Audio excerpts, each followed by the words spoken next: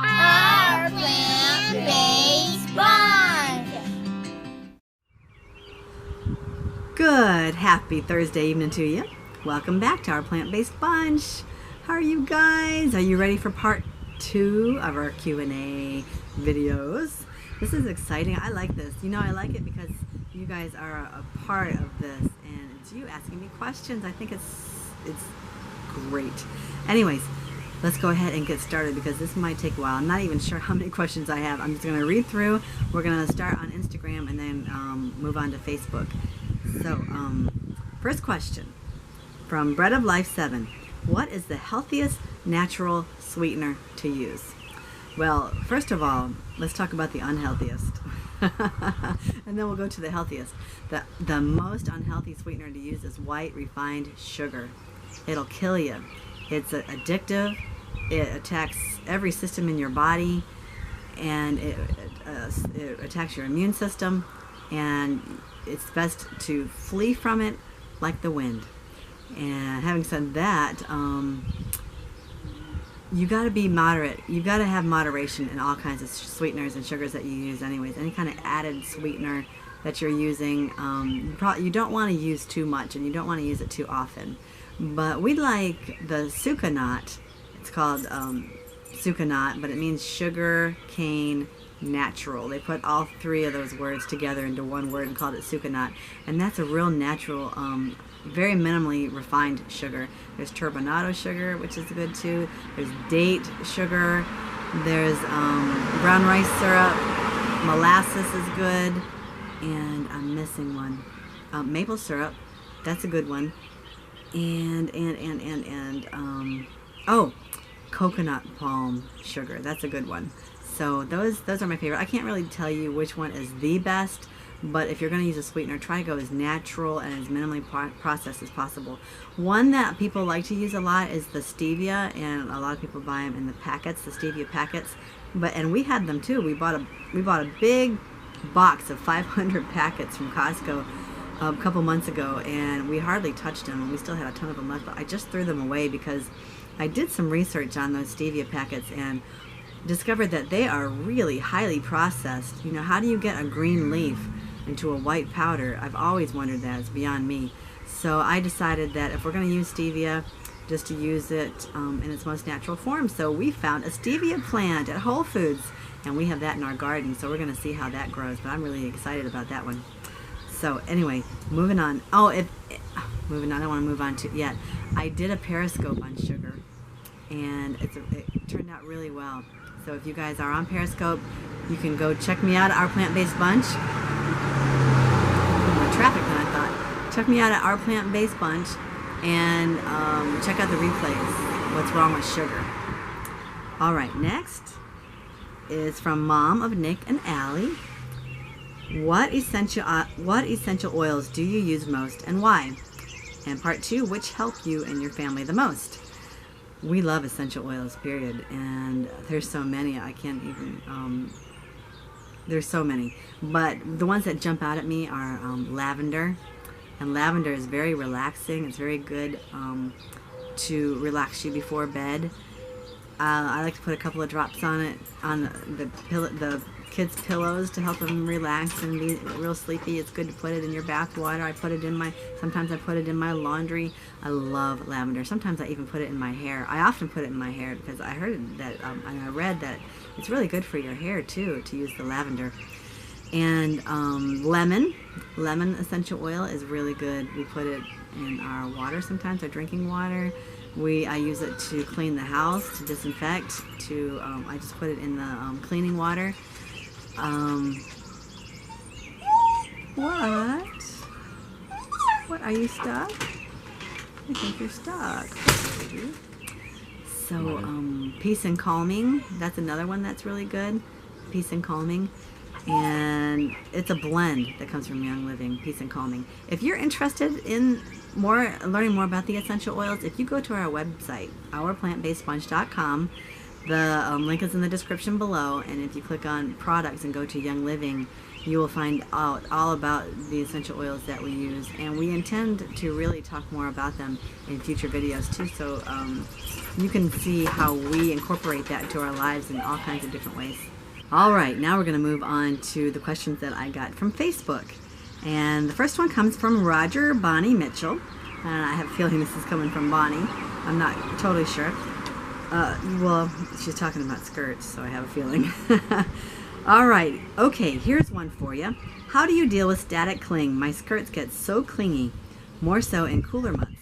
How do you keep y'all's legs warm in the winter? I just started wearing my skirts most of the time.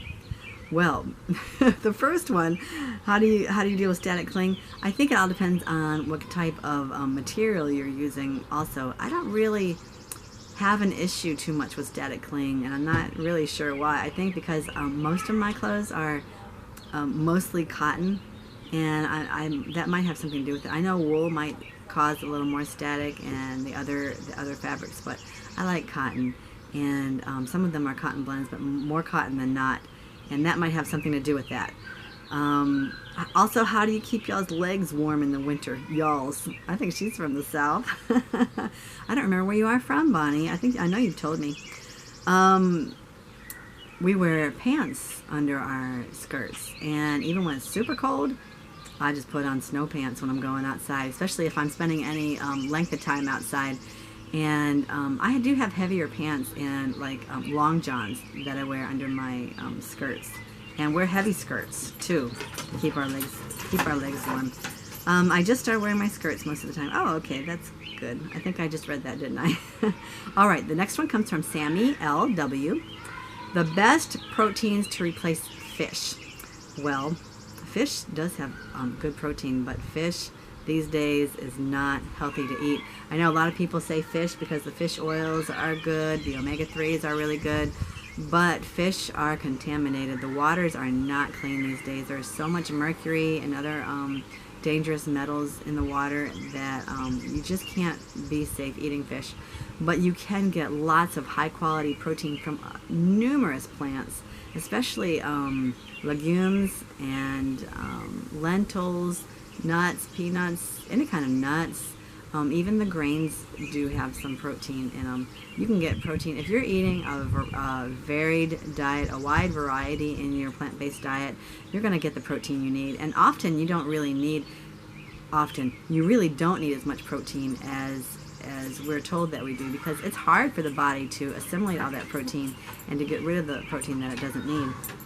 How you doing, Peanut? Good. Hi, everybody. Hi. Watching. She's all wet. Hi. She's wet as a wet rat. All right, let's go on to some more questions. Okay, the next question comes from Chalise Neep. And she says, oh, fun. Do you ever get tired of eating the same things over and over? That seems to be the hardest thing in getting children to eat smoothies and whatnot.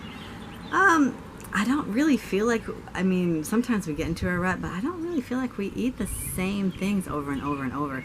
The thing is with smoothies is that we don't really eat them all that often. Maybe twice a week, maybe 3 times possibly.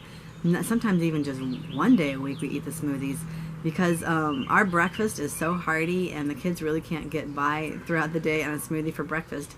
And for lunch we're usually having some kind of savory dish, and every now and then I'll let them have like a fruit lunch, and they might make a smoothie, and sometimes they don't, they just eat fruit. So for me, I like to have a smoothie instead of lunch sometimes, because I'm trying to lose weight and I feel like that really helps me. But smoothies are really good, especially if you make them right. If you're just blending fruit though, you might as well just eat it. Excuse me, Rocky. No. If you're just blending the fruit, but if you're putting things like camu camu in there, chia seeds, hemp seeds, and the greens, the kale, the spinach, the chard, then you've got a good smoothie. And yeah, I guess you just gotta really vary your diet and just get the kids to try it, even if they don't like it, just to taste it, just to try it every time. And if they don't like it, they don't have to eat it, but they always have to try it in our house. So, all right, let's see if there are any more questions. The next question comes from our website, ourplantbasedlunch.com. And this comes from Leanne Hotchkiss. And actually it's quite long, but I wanted to go ahead and share the whole thing for context and so that we get the whole picture here.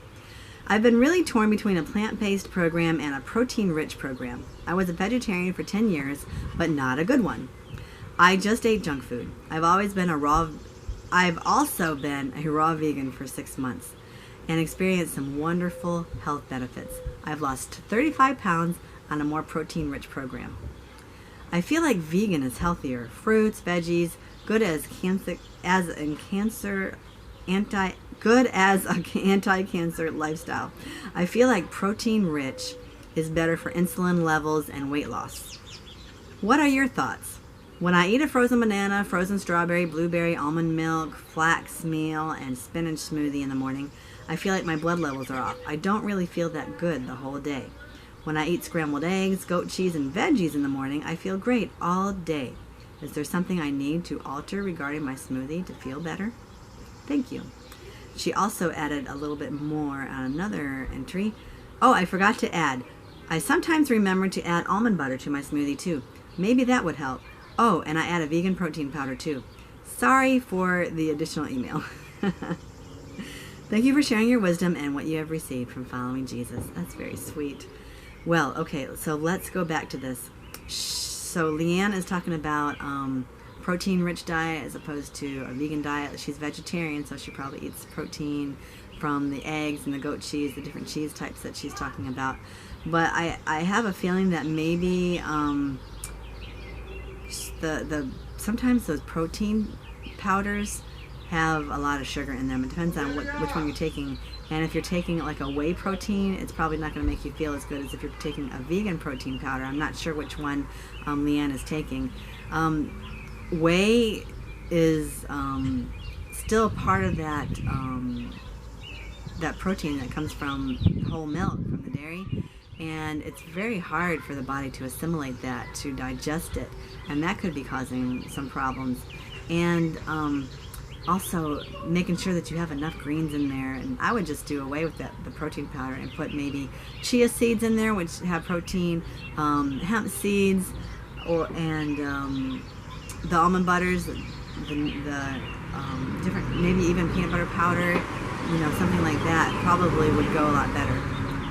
So hopefully that was going to answer her question there.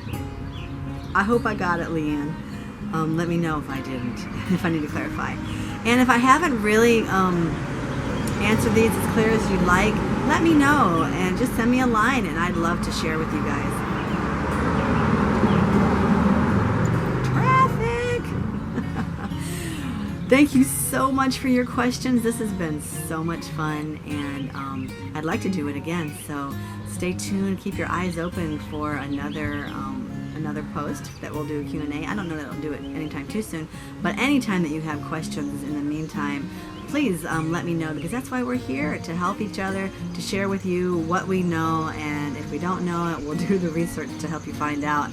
And also, we are coming close. We have more than 850 subscribers. I just wanted to share that with you. I'm so excited. When we get to 1,000, you guys, I want to do a giveaway. And the thing is, I want to give away to all 1,000 of you and whoever else is watching.